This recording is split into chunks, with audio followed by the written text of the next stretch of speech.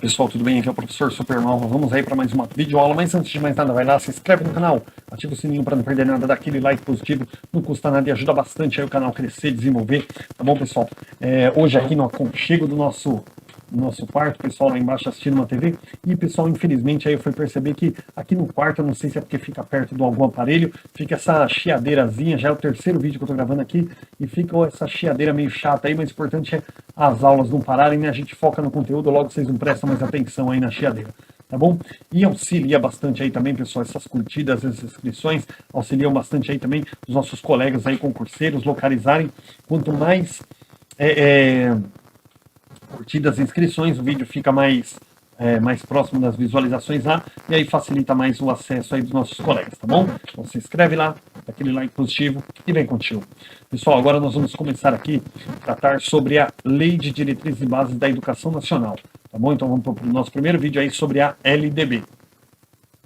E vamos começar aí com o título 1, que fala da educação. Artigo 1º.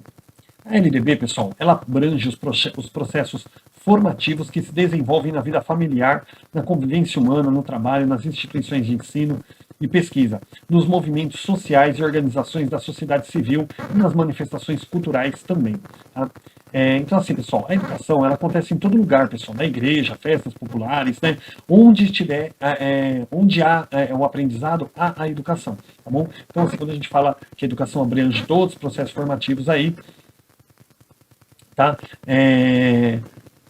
Porque, assim, qualquer lugar que se frequente, seja numa igreja, seja numa festa, seja numa festa popular, que fala muito da cultura, seja numa palestra, qualquer lugar que a gente vá, se tiver algum tipo de aprendizado, ali está a educação, tá bom?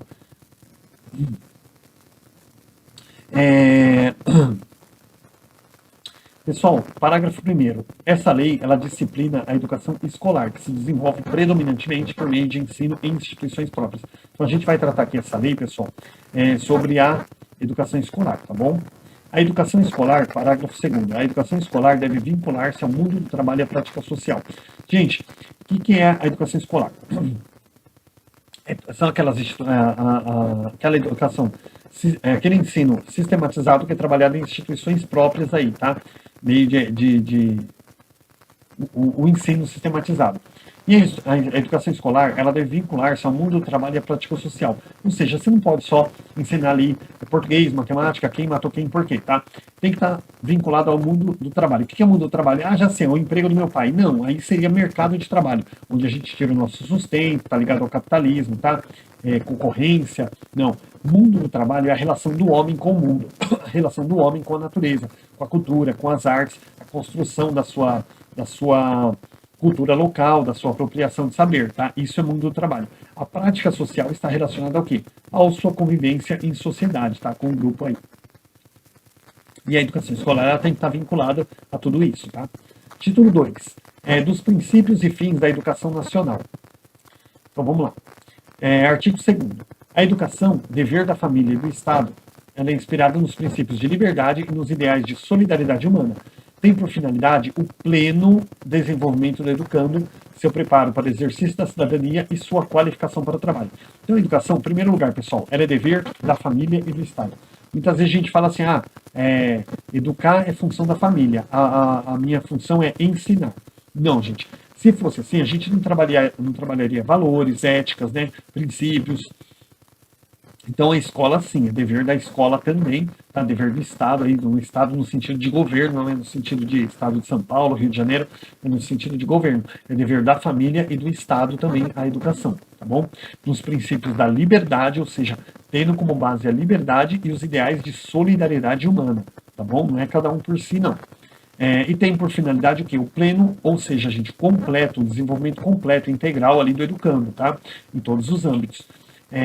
Preparando ele para o exercício da cidadania e também para a sua qualificação para o trabalho. Aí a gente entra no mercado de trabalho, tá bom? Quando a gente vai ter um ensino lá que vai ensinar o cara a ser médico, essas coisas. Olha, pessoal, isso aqui no caso da educação superior, né? Na educação básica, que é o que a gente trabalha nas prefeituras, por exemplo, pessoal, a gente vai falar aí da qualificação, gente, para o mundo do trabalho, que é a ligação da criança com o mundo. Ali ela vai se descobrir e descobrir também a vocação dela, tá? Artigo 3º. O ensino será ministrado com base nos seguintes princípios. Gente, o que é princípio, gente? É um norteador prioritário. Princípio é aquilo que vai reger a gente, é aquela ética interna que nós temos ali, tá? É aquela coisa ali que vai dizer assim pra gente o que é primordial, o que é principal, o que é mais importante pra gente seguir. Então, o princípio é aquilo que norteia nossos caminhos, tá? Então, o ensino ele será ministrado com base nos seguintes princípios, pessoal. Primeiro, igualdade de condições para o acesso e permanência na escola. Isso aqui eu já tenho falado em muitas aulas, tá? Igualdade para condições de acesso e permanência. Gente, primeiro, igualdade de acesso. Tem uma criança que mora na rua de trás da escola e tem uma criança que mora a 1,5 km da escola. Elas têm a mesma condição de acesso? Não, porque aquela que mora a 1,5 km, muitas vezes ou ela tem que pegar ônibus, gastar dinheiro, ou o pai tem que levar ela de carro, muitas vezes não tem nem condições. Muitas vezes, gente, ela tem que ir a pé até a escola 1,5 km. Já chega cansada na escola, com fome, às vezes chega sonolenta, se tiver calor, chega suada. Então, assim, quer dizer, uma criança que não teve a mesma condição de acesso, ela não vai ter o mesmo rendimento.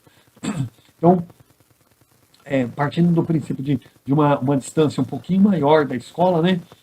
Se não estiver próximo da casa dela, o governo tem que garantir aí, gente, tem que garantir aí o transporte escolar gratuito para essa criança, para que ela tenha uma igualdade de acesso.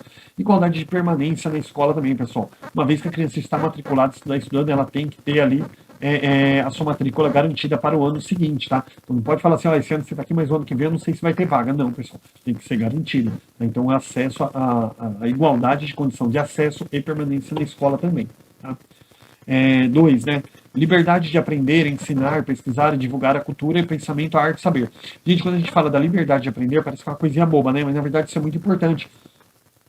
Houve épocas aí que não tinha liberdade. Quando a educação chegou no Brasil, gente, que era controlada pela igreja, a educação era uma coisa que ela não era para todo mundo. Era só os filhos dos ricos. E quando abriu para os filhos dos pobres, filhos de escravo, a educação era dividida. Os filhos dos ricos, eles aprendiam sobre a formação para ser engenheiro, administradores, médicos. E o filho do pobre, ele aprendia coisas referente à agricultura, que era aquilo que eles trabalhavam, para dar seguimento aí, prosseguimento aos empregos dos pais. E também, pessoal, quando fala da liberdade de aprender, ensinar, pesquisar, divulgar, os professores nessa época, pessoal, eles tinham que aplicar aquilo que a igreja determinava. Você pega, por exemplo, o filme Sociedade dos Poetas Mortos, claro, ele não é um filme baseado nas regras da igreja, mas era uma escola, pessoal, totalmente rígida ali, que ela tinha os seus princípios prontos. Inclusive tem a versão, tem até uma versão feminina desse filme com a Julia Roberts, né?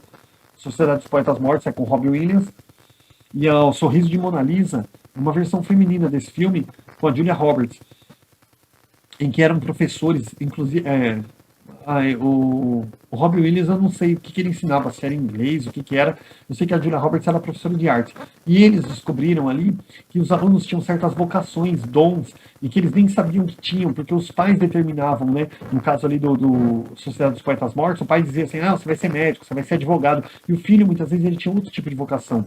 E no caso do Sorriso de Mona Lisa, as meninas, elas estudavam para se formar, para serem esposas, para casarem ainda jovens e serem a melhor esposa do mundo. E ali, na verdade, tinha muitas delas que queriam ser advogadas, descobriam suas vocações, e a professora começou a incentivar aquilo. E tanto em um filme quanto no outro trabalhava aquela questão. Eles eram expulsos da escola porque eles colocavam minhoca na cabeça dos alunos, quando na verdade eles só incentivavam o dom dos alunos. E hoje nós temos aqui, quando a gente fala da liberdade de aprender, ensinar, pesquisar, quando se fala da liberdade de aprender, é o aluno ter aquela liberdade de poder aprender, gente, aquilo que é significativo para ele. O professor poder ensinar algo que é significativo para o aluno, coisa que não tinha antigamente, tá? Então parece bobinho assim, né, gente? Mas é uma conquista muito importante isso aqui. Terceiro, pluralismo de ideias e concepções pedagógicas, pessoal. Pluralismo de ideias, pessoal. Cada um tem uma ideia diferente, um modo de pensar, uma cultura, e tudo isso tem que ser respeitado, tá bom? Aqui, segundo a lei.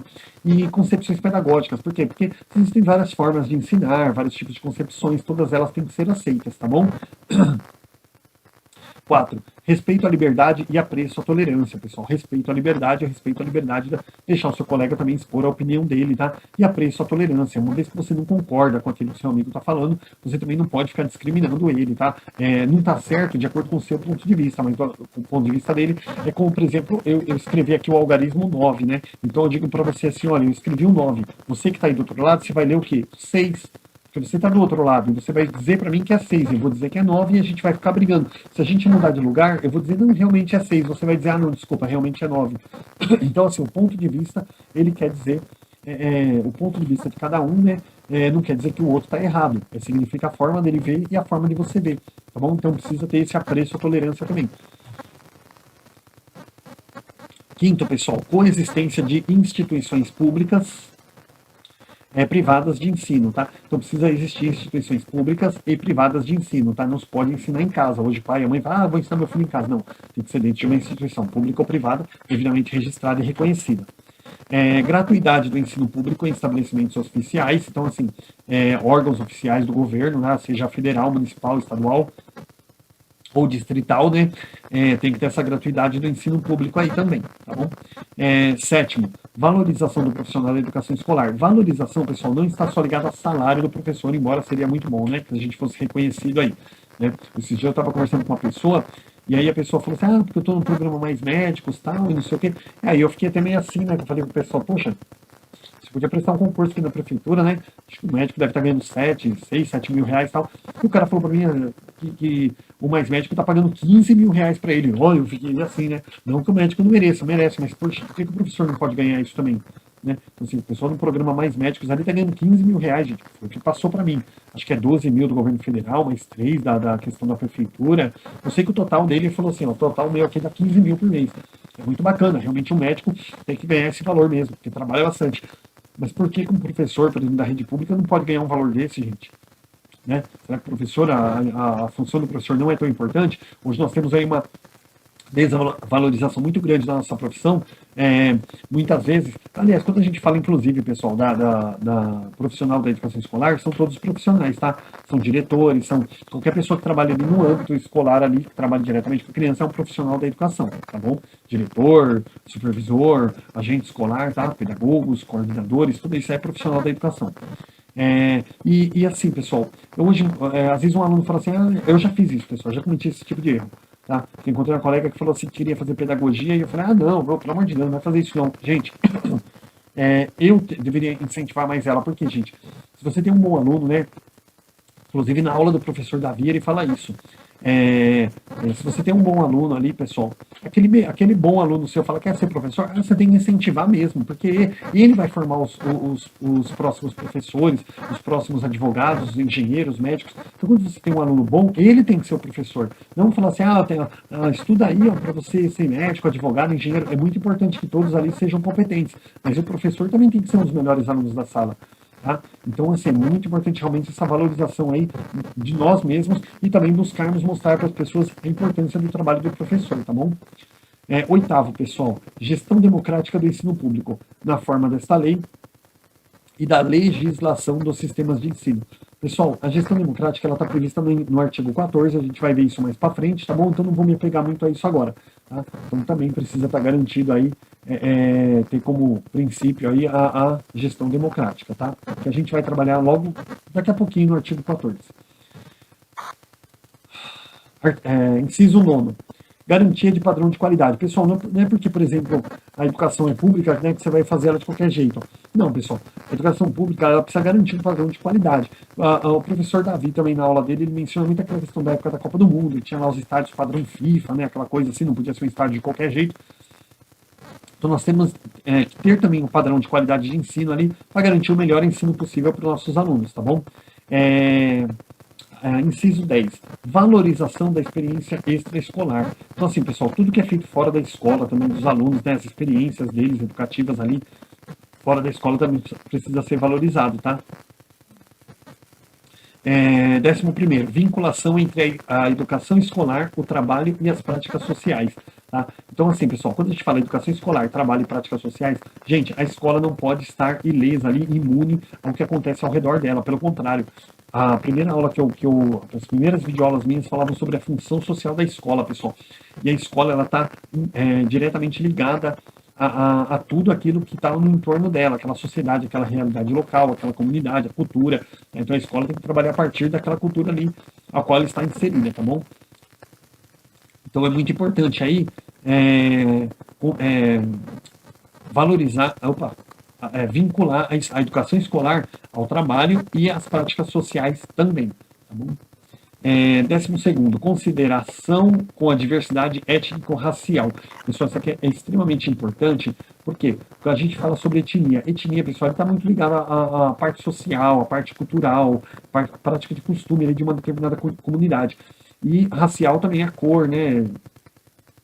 E essa consideração à diversidade étnico-racial. Chega pessoas de outros países na nossa comunidade escolar, que nem na minha, por exemplo, tem muito boliviano, pessoas negras, pessoas, às vezes, tem uma comunidade indígena perto, eles querem que o filho estude na escola também tem que ser inserido ali. E isso, pessoal, tem que ter esse respeito e essa consideração. Ou seja, você tem, por exemplo, hoje, na verdade, isso se torna uma coisa meio que obrigatória, né? Essa questão aliás, foi até inserido em lei, eu não vou me lembrar agora, da questão da cultura afro e da cultura indígena, né, ser inserido aí dentro do cronograma escolar também. Então, assim, você tem que trabalhar as culturas também, né, às vezes tem um coleguinha ali que faz parte de uma determinada religião e a escola está tomada por esse coisa. Você tem que contar para as crianças, né, falar que ele faz parte dessa determinada religião, dessa determinada crença. Por quê, pessoal? Porque quando você pega, por exemplo, as escolas, elas são praticamente todas católicas, né? Porque você pega as escolas, você tem Páscoa, você trabalha Páscoa, trabalha Natal, você trabalha Carnaval, trabalha festa junina, todas as festas cristãs aí, mas da Igreja Católica. Aí, poxa, você vê ali, na minha escola, por exemplo, então eu nem sei dizer bem o que é aquela comunidade ali, não sei se é muçulmano, o que é, que eles usam aquelas toucas assim. Eu, honestamente, eu desconheço, pessoal.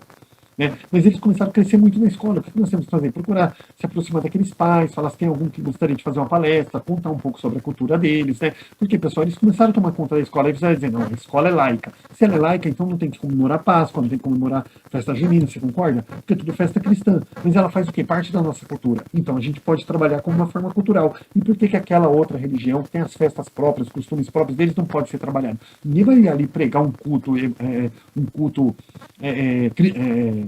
espiritual ali dentro da escola, mas a cultura, a parte cultural, por que ela não pode ser trabalhada? Pode sim, a parte cristã toda cultural é trabalhada dentro da escola, tá? Então é legal, pessoal, você trabalhar com isso. Então, onde fala aqui sobre a consideração com a diversidade étnico-racial. Por que consideração? Porque você tem que considerar aquilo que está inserido também no ambiente escolar, certo? E o 13º aqui, pessoal, garantia do direito à educação e aprendizagem ao longo da vida. Tá? Então, assim, pessoal, garantir o direito da educação e aprendizagem ao longo da vida. Gente, ao longo de toda a nossa vida, a gente vai aprender alguma coisa, não é assim? Eu já estou quase ficando velhinho aqui e estou aprendendo muita coisa no dia a dia. E nós temos que ter essa garantia desse direito à educação e aprendizagem ao longo da vida. Poxa, hoje eu quero fazer um curso. Por exemplo, eu aqui, pessoal, assim que acabar de passar esse concurso aqui, que eu não estiver mais preocupado com os estudos, a primeira coisa que eu falei para minha esposa que eu vou fazer um curso de youtuber. Porque, eu quero 100 mil seguidores no meu canal. Poxa, eu quero sim. Mas a questão é, gente, não é eu ter 100 mil seguidores ou ter 50 seguidores. A questão aqui é, pessoal, eu quero poder aprender, editar vídeos, fazer um vídeo com uma melhor qualidade, né? Ter um material adequado para fazer vídeo. Aqui eu tenho um microfoninho aqui, um headset simplesinho, notebook, né? Eu faço as coisas até sem edição. Eu quero poder colocar slides, montar um canal bacana, um canal bonito. Então o que eu vou fazer? Eu vou fazer um curso de youtuber para aprender a trabalhar de uma forma melhor aí para auxiliar vocês nos estudos, tá? Aí eu tenho que ter essa garantia. Não, o senhor já tem mais de 40 anos, o senhor não pode fazer o curso. Quem falou?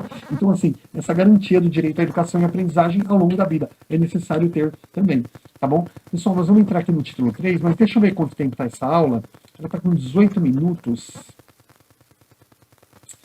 E a temática vai ficar muito grande, pessoal. Então acho que eu vou encerrar essa aula agora, senão acho que vai ficar. Deixa eu ver aqui quanto tempo tem. 18 minutos, acho que. Vamos lá, pessoal. Vamos pegar mais esse títulozinho aqui, qualquer coisa a gente quebra aí. Tá? Senão a aula vai ficar muito curta. Que eu também estou cansado, né? Já é a terceira aula minha. Então a aula vai ficar muito curta. Vamos lá. Pessoal, título 3, do direito à educação e do dever de educar. Artigo 4º. O dever do Estado com a educação escolar pública será efetivado mediante a garantia de... Pessoal, o Estado tem o Estado que a gente fala, o governo, né, ele tem um dever com a educação escolar pública. E esse dever ele vai ser efetivado mediante a garantia de, primeiro, educação básica obrigatória e gratuita dos 4 aos 17 anos de idade. Tá? Organizada da seguinte forma, pessoal. O que é educação básica? Educação que vai do estágio 1 até a terceira série do ensino médio, tá? Vamos lá. Organizada da seguinte forma: pré-escola de 4 a 6 anos, que é o estágio 1 e 2, ensino fundamental de 6 a 15, ensino médio de 15 a 17 anos. Dois aqui, pessoal. Educação infantil gratuita às crianças de até 5 anos de idade.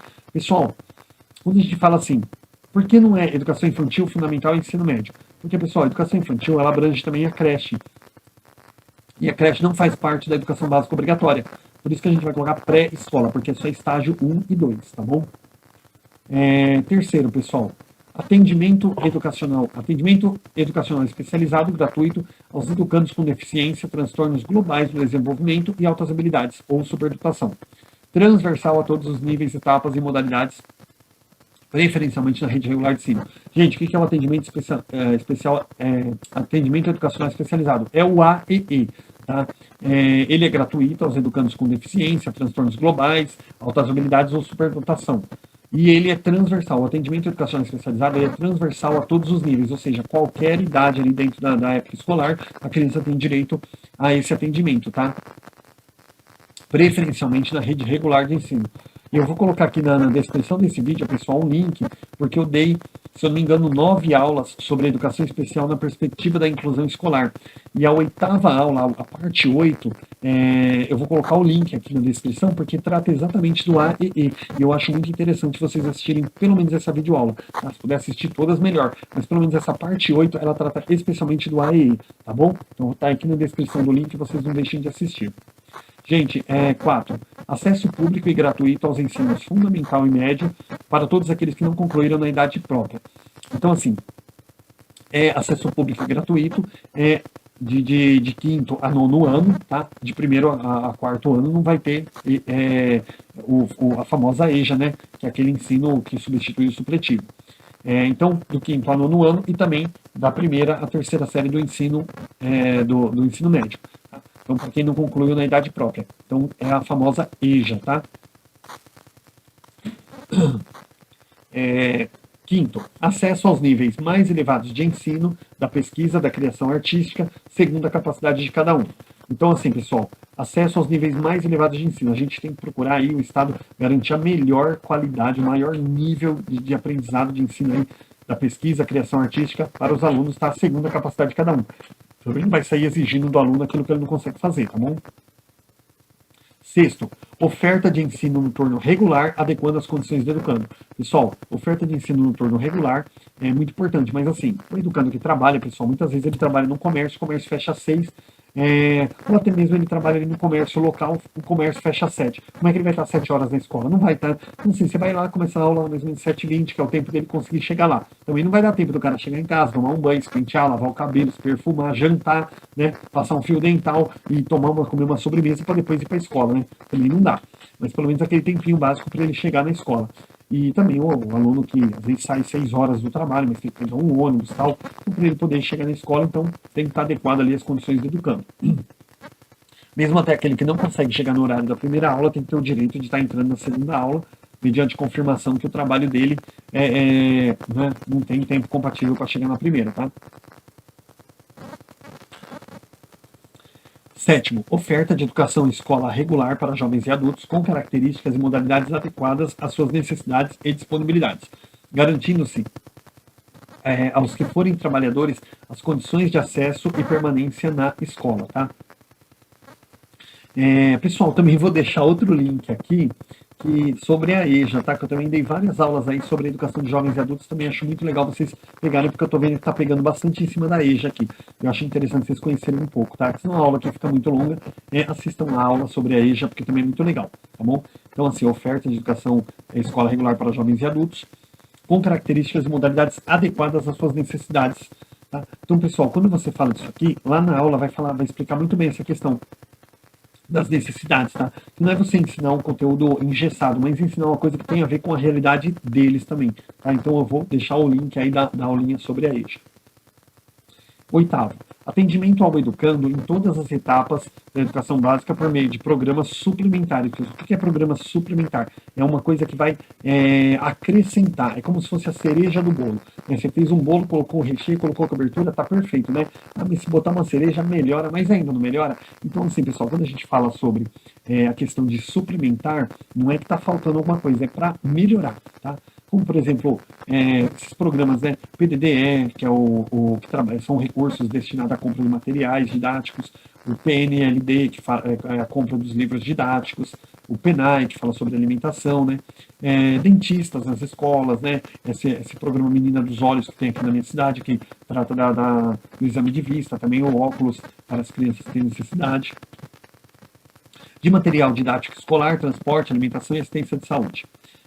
Nono, pessoal, padrões mínimos de qualidade de ensino definidos como variedade e quantidade mínima por aluno, de insumos indispensáveis ao desenvolvimento do processo de ensino-aprendizagem. Então, são padrões mínimos de qualidade, tá, pessoal? Por exemplo, a variedade, quantidade mínima por aluno ali, ou seja, assim, pessoal, você tem um mínimo de alunos para trabalhar, um máximo de alunos para trabalhar também, tá bom? Para que tenha ali um padrão mínimo de qualidade também, que a educação não venha a ser prejudicada por um excesso de alunos ou por falta de alunos também. Tá? Décimo, vaga na escola pública de educação infantil ou de ensino fundamental mais próxima de sua residência a toda criança a partir do dia em que completar 4 anos de idade. Tá bom? Então, assim, é necessário aí ter essa vaga na escola pública de educação infantil a partir do momento que a criança tem 4 anos de idade e tem que ser mais próximo da residência dela. Tá? Artigo 4º A. É necessário, deixa eu dar uma olhada como é que está essa aula aqui, pessoal. Se dá pra, acho que não vai dar para concluir, hein? A aula está ficando bem longa, 26 minutos. Vamos lá, vamos ver. Cadê o artigo 4º A aqui? Artigo 4º A. É assegurado atendimento educacional durante o período de internação ao aluno da educação básica internado para tratamento de saúde em regime hospitalar ou domiciliar por tempo prolongado, conforme dispuser o poder público em regulamento, na esfera de sua competência federativa. Então, assim, pessoal, durante o período que a criança, por exemplo, passou por uma cirurgia, ou ficou doente, ou Deus o livre guarde, aí sofreu um acidente, e ela fica com um período muito prolongado, pessoal, longe da escola, é assegurado o atendimento educacional dessa criança. Ou seja, quando ela retornar, ela tem que ter assegurada ali todas aquelas atividades que foram realizadas durante o tempo que ela estava, se possível, durante a internação dela ali dentro de casa, né, aquele período de resguardo, se o pai, a escola tiver um contato um com o outro, ali o pai puder buscar na escola as atividades, com o relatóriozinho do professor explicando como realizar, também é importante. Senão, quando ela retornar à escola, ela tem que ter direito ao acesso a todo esse material aí que foi trabalhado na escola, tá bom? Artigo 5º. O acesso à educação básica obrigatória é direito público subjetivo, podendo qualquer cidadão, grupo de cidadãos, associação comunitária, organização sindical ou entidade de classe ou outra legalidade constituída e ainda o Ministério Público acionar o poder público para exigir. Gente, qualquer pessoa aí pode ir lá acionar o poder público para exigir. Gente, o acesso à educação básica obrigatória é um direito público subjetivo, ou seja, ele tem que ser cumprido, tá bom? Parágrafo 1º. O poder público, na esfera de sua competência federativa, deverá, primeiro, recensear anualmente as crianças e adolescentes em idade escolar, bem como jovens e adultos que não concluíram a educação básica. Então, o que é recensear, pessoal? Fazer aquele censo, descobrir quantas crianças tem na cidade, tal, quantas estão na escola, quantas estão fora, por quê, correr atrás dessas crianças e até as pessoas ali, por exemplo, também que evadiram da escola para eles retornarem também. 2. Fazer-lhes a chamada pública, no caso da escola, né, fazer a chamada para ver realmente se a criança está frequentando a escola. 3. Zelar junto aos pais responsáveis pela frequência da escola. Hoje nós temos aí, por exemplo, apelos a programas como Bolsa Família, por exemplo, né, como estratégias criadas aí para manter a criança realmente na escola. E assim, né, tipo, a criança, aqui na minha cidade, por exemplo, é assim, né, não frequentou a escola, perde o Bolsa Família. Então é uma forma dos pais manter o filho na escola também. Gente, isso também não é colocado segundo o rendimento do aluno, mas segundo a presença. Por quê, pessoal? Porque se você coloca o rendimento, às vezes aquela criança, gente, ela não tem um acesso da família, um apoio da família dentro de casa para trabalhar, então ela tem muita dificuldade. A escola é o único lugar onde ela realmente tem um contato com a educação. Então, às vezes, aquela criança tem uma dificuldade muito grande para lidar com aquele tipo de coisa.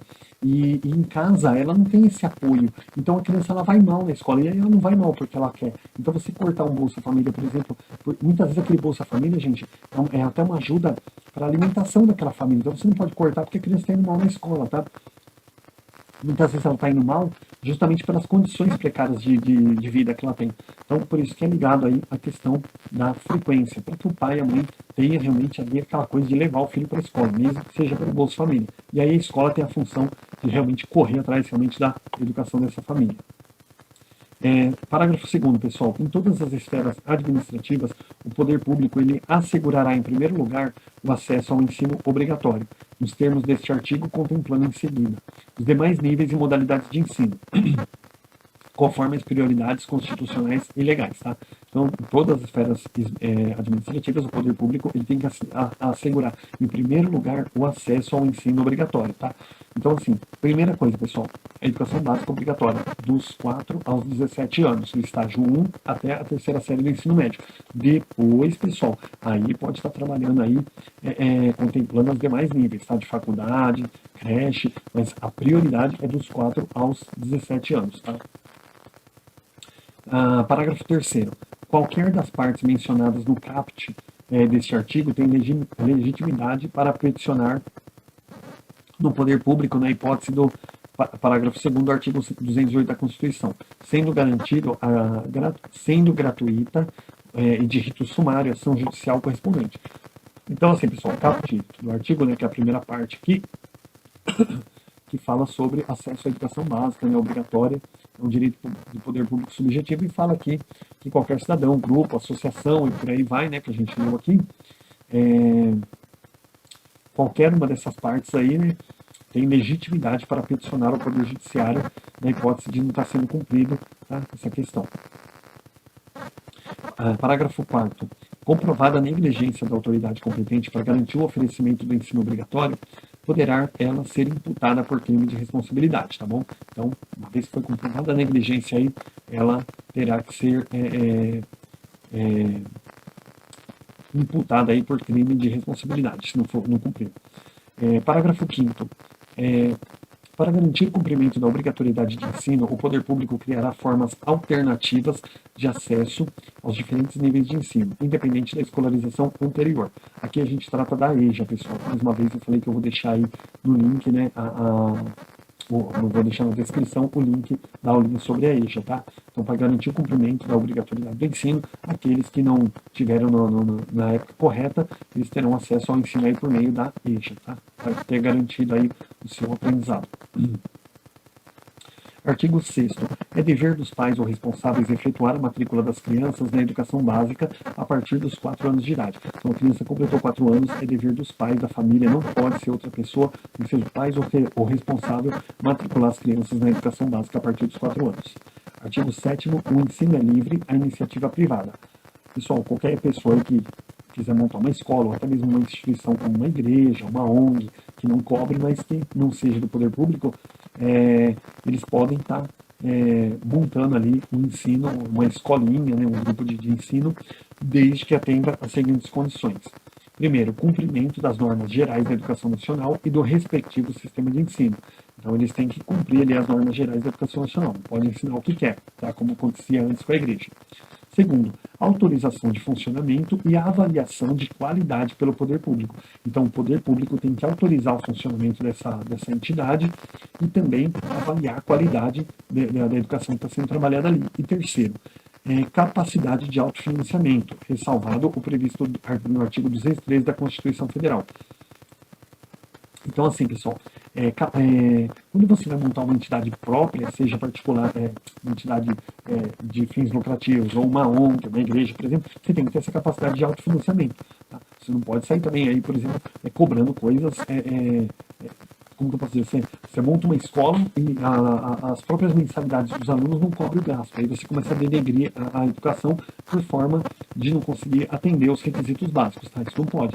Agora, ressalvado o previsto artigo 213, pessoal, da Constituição Federal, esse artigo 213, ele trata de um recurso que é destinado, é bem chato esse terminho, pessoal, mas eu lembro dele, ele é destinado um recurso para entidades, ONGs, alguma coisa assim, que tenha a escola particular, mas que não tenha caráter remunerado, tá? Não gere dinheiro, não gere renda. Aí eles podem receber uma verba pública, mas também tem uma questão aí, pessoal, que só vamos falar bem rapidinho aqui, porque não é pertinente a essa aula. também tem a questão, se por exemplo for dissolvida a escola, não vai mais existir a escola, as carteiras, as mesas, tudo que foi comprado, que foi instituído naquela escola, tudo isso tem que ser doado para outra entidade ou devolvido ao poder público, tá? Então não pode ser, por exemplo, você recebeu verba do governo, cadeiras, mesas, nada disso aí pode ser usado para outra finalidade, tem que ser voltado ali para outra entidade que vai dar continuidade no ensino ou transferido para o poder público, tá? Uma vez que recebia verbas. Então, ressalvado o previsto no artigo 213 da Constituição Federal, a capacidade de autofinanciamento é muito importante. Senão, não é uma das condições aí para montar aí uma iniciativa privada de ensino. Vamos lá, pessoal, para a gente terminar essa aula aqui, que já está ficando meio longa. Artigo 7A. Ao aluno regularmente matriculado em instituição de ensino privada ou pública, de qualquer nível, é assegurado no exercício da liberdade de consciência e de crença o direito, mediante prévio e motivado requerimento, ausentar-se da prova de aula marcada para dia em que, segundo seus preceitos de sua religião, seja vedado o exercício de tais atividades, devendo atribuir o critério da instituição e sem custos para o aluno uma das seguintes prestações alternativas no termo do inciso 8º do caput do 5º artigo da Constituição Federal. Gente, aqui está falando o quê?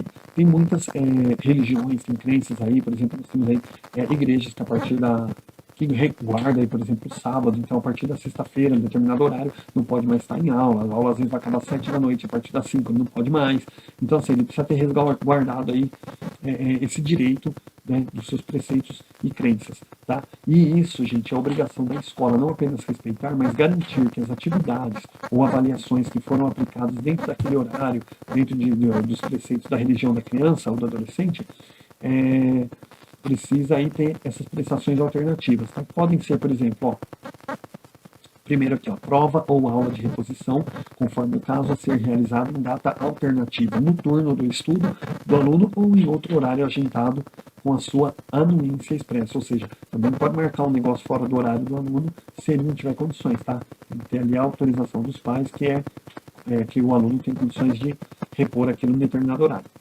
Segundo, trabalho escrito ou outra modalidade de atividade de pesquisa com tema objetivo e data de entrega definidos pela instituição de ensino.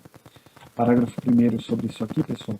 A prestação alternativa deverá observar os parâmetros curriculares e o plano de aula do dia da ausência do aluno. Então, assim, o aluno faltou no dia 3 de fevereiro, né?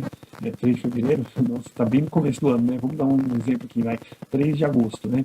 Poxa, 3 de agosto, tá bom, ele faltou dia 3. Aí você vai dar um trabalho para ele sobre uma aula que não tem nada a ver com aquele dia, não. O tema tem que ser referente ao que foi trabalhado no dia, tá bom? Segundo, parágrafo 2º, o cumprimento das formas de prestação alternativa de que trata este artigo substituirá a obrigação original para todos os efeitos, inclusive regularização do registro de frequência. Então, assim, o Bruno faltou no dia 3 de agosto, aí foi dado um trabalho, uma prova, uma atividade para ele repor aquele dia, tá bom. Mas você não fez o exercício que a gente fez em sala. Não, esse trabalho que é colocado, ele já substitui a obrigação original do que foi trabalhado na sala. Tá? Inclusive, o registro de frequência também tem que ser computado para que o aluno não fique com falta. Tá bom? Parágrafo 3º. As instituições de ensino implementarão progressivamente, no prazo de 2 anos, as providências e adaptações necessárias à adequação de seu funcionamento às medidas previstas nesse artigo. Então, foi um artigo aí, pessoal, incluído pela Lei 13.796 de 2019. Então, as instituições de ensino implementarão progressivamente no prazo máximo de 2 anos, tá, as providências e adaptações necessárias, tá, para adequação. E por último aqui, pessoal, o parágrafo 4, que vai trabalhar o disposto nesse artigo. Ele não se aplica ao ensino militar. O disposto nesse artigo ele não se aplica ao ensino militar. Tá? Por quê, pessoal? Ao que se refere ao artigo 83 dessa lei. Pessoal, por quê?